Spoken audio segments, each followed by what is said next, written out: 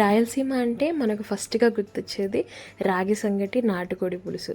ఈ కాలంలో నాటుకోడి కొనాలంటే కష్టం కానీ, నార్మల్ చికెన్ అయితే మనము కొనగలం కదా! బట్ రాగి సంగటి అంటేనే కొద్దిగా కష్టం. ఎందుకంటే అది చేయాలంటే ఒక పెద్ద సవాలే అండి. అంత సాఫ్ట్‌గా, అంత మంచి రుచిగా రావాలంటే అసలు ఆ టిప్స్ ఏమేమి ఉంటాయబ్బా! హాయ్ అండి. వెల్కమ్ టు పొరిగింటి పులిహోర రుచులు. ఈరోజు నేను ఆ టిప్స్ అంత పర్ఫెక్ట్ సంగటి సాఫ్ట్గా తింటుంటే ఎంతైనా తినాలనిపించే ఆ పర్ఫెక్ట్ సంగటి రుచి ఎలా చేయాలో మీకు చూపించబోతున్నాను. సంగటి అనేది ఎక్కడ కూడా ఉంట కట్టకుండా మనకు సంగటిలోకి ఏం వేసుకున్నా బాగుంటుంది. చికెనే అవసరం లేదండి, నెయ్యి వేసుకొని పచ్చడి వేసుకున్నా కూడా అంత బాగుంటుంది, రోటి పచ్చడితో కూడాను. సో అంత పర్ఫెక్ట్ రాగి సంగటి అలానే చికెన్ పులుసు ఎలా చేయాలో చూసేద్దామా? మరి ఇంకెందుకండి ఆలస్యం, వెంటనే వీడియో మొత్తం చూసేసేయండి, మీరు కూడా ట్రై చేసేయండి. Let's go. దీనికోసం ముందుగా నేను ఇక్కడ 1/2 కిలో చికెన్ తీసుకున్నానండి. దీన్ని ఉప్పు పసుపు వేసేసి ఒక 4-5 సార్లు నీట్గా వాష్ చేసుకుని క్లీన్ చేసుకున్న తర్వాత దీంట్లో నేను ఇప్పుడు ఒక 1/2 స్పూన్ సాల్ట్ యాడ్ చేసుకున్నాను. అలానే మనం వచ్చేసి కొద్దిగా ఒక 1/2 స్పూన్ వరకు పసుపు కూడా యాడ్ చేసుకోవాలి. అలానే ఒక స్పూన్ వరకు వచ్చేసి కారము, ఒక 1/2 స్పూన్ వచ్చేసి అల్లం వెల్లుల్లి పేస్ట్ యాడ్ చేసుకొని ఒకసారి మొత్తాన్ని కూడా నీట్గా ఈచ్ అండ్ ఎవ్రీ పీస్కి బాగా మసాజ్ చేస్తూ మనము మొత్తం కలిపేసేసుకోవాలి నీట్గా. అలా కలిపేసేసుకున్న తర్వాత ఒక 1/2 అన్ అవర్ కావచ్చు, మ్యారినేట్ చేస్తేనే మంచిదండి, మ్యారినేట్ చేసుకోండి. అలానే మనకు వచ్చేసి ఒక మీడియం సైజ్ కావచ్చు, పెద్ద సైజు ఆనియన్, ఒక పెద్ద సైజు టొమాటో, ఒక 4 పచ్చిమిర్చి తీసుకోండి. అలానే కొద్దిగా కొత్తిమీర పుదీనా కూడా తీసుకోండి, ఎక్కువ తీసుకున్నా పర్లేదు. ముందుగా ఒక పాట్ తీసుకునేసి అందులో కొద్దిగా ఆయిల్ యాడ్ చేసుకోవాలి. ఆయిల్ అనేది బాగా కాగిన తర్వాత ఇందులో మనము కొద్దిగా రాతి పువ్వు అంటారు కదండి, అది యాడ్ చేసుకుని 2 బిర్యానీ ఆకులు కూడా యాడ్ చేసుకోండి. ఇప్పుడు ఇందులో మనం సన్నగా కట్ చేసి పెట్టుకున్నటువంటి ఆనియన్ పీసెస్, అలానే మనం చీలికలుగా చేసుకున్న పచ్చిమిర్చి ముక్కలు కూడా యాడ్ చేసుకునేసి ఒకసారి మొత్తాన్ని కూడా బాగా కలిపేసేసుకోవాలి. ఇప్పుడు ఇందులోనే కొద్దిగా ఒక చిటికెడు సాల్ట్ కూడా యాడ్ చేసుకుంటే త్వరగా మగ్గడమే కాకుండా మంచి టేస్ట్ ఉంటుంది. సో ఇలా వేసేసిన తర్వాత మొత్తాన్ని కూడా ఒకసారి కలుపుకుంటూ మనము గోల్డెన్ బ్రౌన్ కలర్ వచ్చేంత వరకు మనం దీన్ని ఫ్రై చేసుకున్న తర్వాత టొమాటోస్ యాడ్ చేసుకోవాలి. టొమాటోస్ వేసిన తర్వాత ఒకసారి మొత్తాన్ని కూడా ఒకసారి కలిపేసి మెత్తగా అయ్యేంత వరకు వాటర్ వేయకుండా ఒకసారి బాగా ఉడకనివ్వాలండి. మొత్తం కూడా టొమాటో అనేది బాగా మగ్గాలి. అప్పుడు ఏంటంటే ఇంకొకసారి లాస్ట్గా కలుపుకునేసి ఇంకొక 1/2 స్పూన్ వచ్చేసి అల్లం వెల్లుల్లి పేస్ట్ యాడ్ చేసుకోవాలి. వేసేసుకున్న తర్వాత మొత్తాన్ని కూడా ఒకసారి కలిపేసేసుకునేసి అల్లం వెల్లుల్లి పేస్ట్ పచ్చివాసన పోయిన తర్వాత కొద్దిగా ఆయిల్ పైకి తేలుద్ది కదండి, ఆ టైంలో కొద్దిగా కొత్తిమీర కూడా యాడ్ చేసుకోండి. కొత్తిమీర ఇప్పుడే వేయడం వల్ల మొత్తం కూడా ఫ్లేవర్ అంతా కూడా కర్రీకి పట్టుదని వేసాను. మనం లాస్ట్లో కూడా వేసుకుందాము. ఒక 1/2 వేసేసి మొత్తం కూడా కలిపేసేసుకొని ఇప్పుడు మనం మ్యారినేట్ చేసిన చికెన్ ఇందులో యాడ్ చేసుకోవాలి. చికెన్ వేసేసిన తర్వాత ముందుగా అయితే వాటర్ యాడ్ చేయొద్దండి. వాటర్ యాడ్ చేయకుండానే మొత్తాన్ని కూడా ఒకసారి నీట్గా కలిపేసేసుకునేసి దీన్ని మనము కాసేపు ఒక 5 మినిట్స్ వరకైనా కానీ మూత పెట్టేసి ఉడకనిద్దాము. ఒక 5 మినిట్స్ తర్వాత మనము మూత తీసి చూసేసి మనం మొత్తాన్ని కూడా ఒకసారి కలిపేసేసుకోవాలండి. కొద్దిగా వాటర్ కూడా ఉంటాయి కదా, దానికి ఇంకొద్దిగా వాటర్ యాడ్ చేసుకోండి. మనము సంగటిలోకి కొద్దిగా గ్రేవీ అనేది కొద్దిగా లూజ్గానే ఉండేలాగా చేసుకుంటున్నాము, మరీ థిక్గా కాకుండా మరీ థిక్ గ్రేవీ అయితే కాదు ఇది. సో ఇప్పుడు ఇలాగా కొద్దిగా వాటర్ వేసేసిన తర్వాత ఇప్పుడు ఇందులోనే మనము కొద్దిగా హోమ్మేడ్ గరం మసాలా కావచ్చు, చికెన్ మసాలా ఏది ఉంటే అది వేసేసుకోండి. నేను ఇక్కడ హోమ్మేడ్ గరం మసాలా కాబట్టి మన ప్రీవియస్ వీడియోస్లో ఉన్నాయి. అలానే నేను కొద్దిగా కసూరి మేతి కూడా వేసేసి మొత్తాన్ని కూడా ఒకసారి కలిపేసేసుకునేసి మూత పెట్టేసుకోండి. వాటర్ అనేది ఒక 2 గ్లాసెస్ వరకు యాడ్ చేసుకోండి. ఇలా ఒక 10 మినిట్స్ కల్లా మనకు బాగా ఉడకడం స్టార్ట్ అవుద్ది కదండి, మనం మూత వేసుకునేసి ఒకసారి మొత్తాన్ని కూడా బాగా కలిపేసేసుకోవాలి.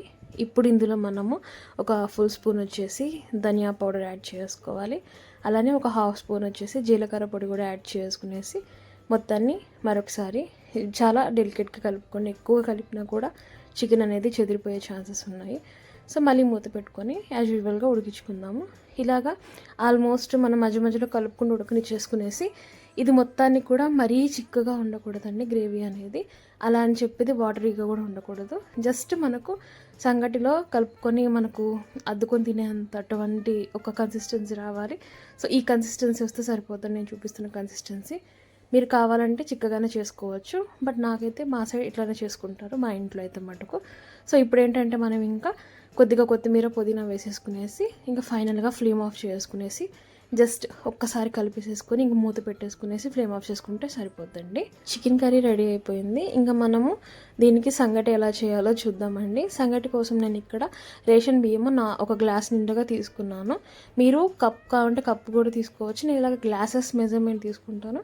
మీరు ఏదైనా కప్ ఒకటి పెట్టుకునేసి అదే ఇంకా మొత్తాన్ని కూడా మనం దాన్నే తీసుకోవాలి. ఇంకా మనం క్వాంటిటీ అనేది ఓకేనా, మెజర్మెంట్కి ఇంకా అదే వాడాలి. సో నేను ఇప్పుడు ఈ గ్లాస్తో ఒక గ్లాస్ నిండుగా బియ్యం వేసేసుకున్నాను. బాగా కడుక్కోవాలండి. రేషన్ బియ్యం కాబట్టి కొద్దిగా ఎక్కువ నలుసులు అవి ఉంటాయి. అన్నీ చెక్ చేసుకున్న తర్వాతే బాగా ఒక 4-5 సార్లు వాష్ చేసేసుకునేసి మొత్తము మనకు వాటర్ అనేది క్లియర్ అంతా వచ్చేంత వరకు మనం దీన్ని వాష్ చేసుకోవాలి. సో ఇప్పుడు ఇలాగా మొత్తం నీట్గా వాష్ చేసుకున్నాం కదా. ఇప్పుడు ఇందులో నేను 7 గ్లాసులు వాటర్ యాడ్ చేసుకుంటున్నాను. అంటే 1 కప్పు బియ్యానికి 7 కప్పుల నీళ్లు. మనం దీన్ని ఏంటంటే కుక్కర్ మీద వేస్తున్నాం కాబట్టి ఇలాగా మనకి నేను ఆల్రెడీ మీకు విడిగా వేరేది మన నార్మల్గా కుక్కర్ కాకుండా మనం రోజులాగా వాడే ఎటువంటి వాటిలో ఎలా చేసుకోవాలో కూడా చూపించేసానండి. దీన్ని మనం ఇప్పుడు వాటర్ పోసేసుకున్న తర్వాత ఒక 30 మినిట్స్ దీన్ని నానబెట్టాలి. అప్పుడే మనకు రైస్ అనేది మంచి మెతుకుగా అవడమే కాకుండా త్వరగా ఉడికేసి ఎక్కడ కూడా మెతుకు లేకుండా బాగుంటుందండి, మంచిగా వస్తుంది. ఇప్పుడు ఇలాగ ఒక 30 మినిట్స్ తర్వాత గ్యాస్ ఆన్ చేసుకునేసి మనము కుక్కర్ పెట్టేసేసుకునేసి ఒక 7 విజిల్స్ వచ్చిన తర్వాత మూత తీసేసుకునేసి గ్యాస్ అంతా పోయిన తర్వాత ఒకసారి కలుపుకున్నాం అనుకోండి, మొత్తం కూడా ఇలాగ బాగా ఉడికిపోయి ఉంటుంది, నీళ్ళు కూడా ఉంటాయి. ఈ టైంలో ఒక 2 గ్లాసుల రాగి పిండి యాడ్ చేసుకోండి. రాగి పిండి అనేది నేను ఇంట్లోనే రాగులు తెచ్చేసుకునేసి ఇలాగా మిక్స్ పట్టించేస్తాను, బయటది కొనమండి.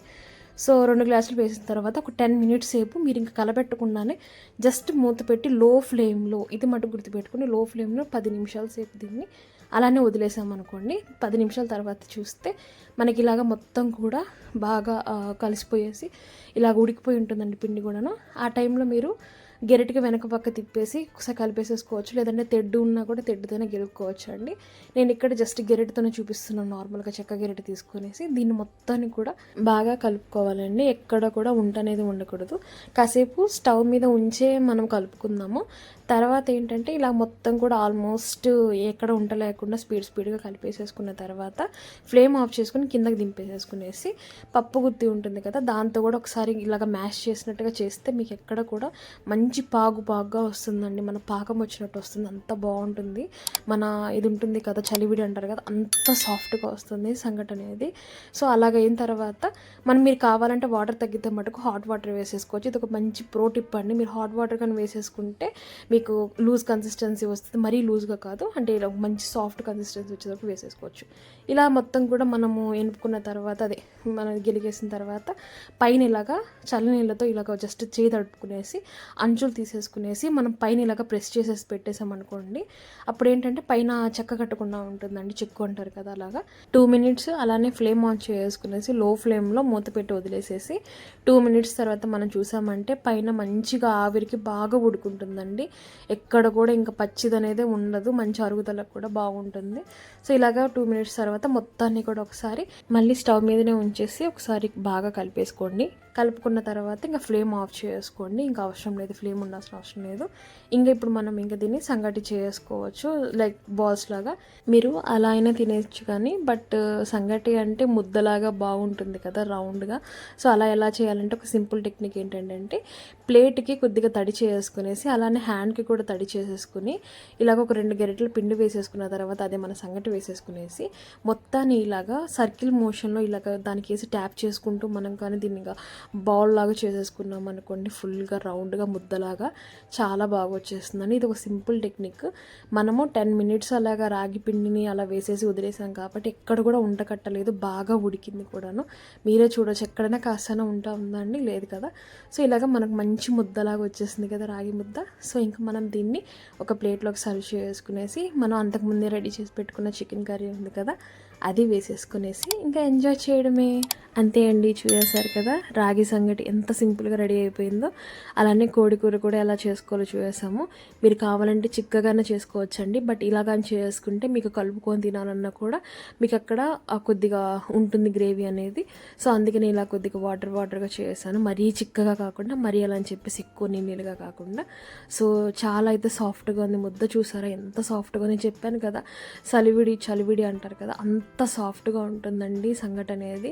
అప్పుడే మనకు ఎటువంటి ప్రాబ్లం లేకుండా ఎవరైనా ఈజీగా తినేయచ్చు. సో చాలా సింపుల్ అండి చేసుకోవడం. మీరు కూడా ఈ సింపుల్ టెక్నిక్స్ కనుక ఫాలో అయితే మట్టుకు, ఆ టిప్స్ ఫాలో అవుతూ ఈజీగా చేసుకోవచ్చు అండి కుక్కర్లో. సంగట్లోకి చికెన్ అవసరం లేదు, ఏం వేసుకున్నా బాగుంటుందండి, పచ్చడైనా సరే. సో మీరైతే ఖచ్చితంగా ట్రై చేస్తారు కదా. లైక్ చేయండి, షేర్ చేయండి, సబ్స్క్రైబ్ చేసుకొని మన ఫ్యామిలీలోకి వచ్చేసేయండి. Thanks for watching.